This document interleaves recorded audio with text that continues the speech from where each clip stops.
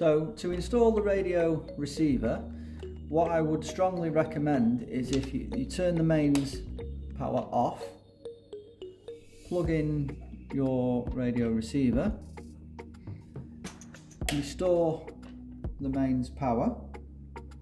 So then to program the transmitters, what you need to do is turn on dip switch 5. The display will now show 0.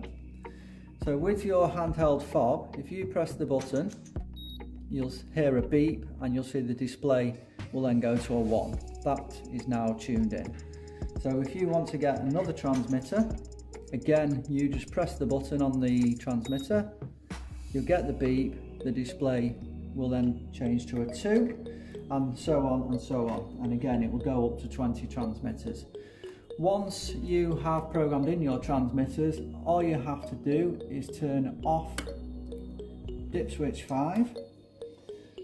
You can then test your transmitters to make sure that they work. So one press is impulse up, the next press is stop, the next press is impulse down.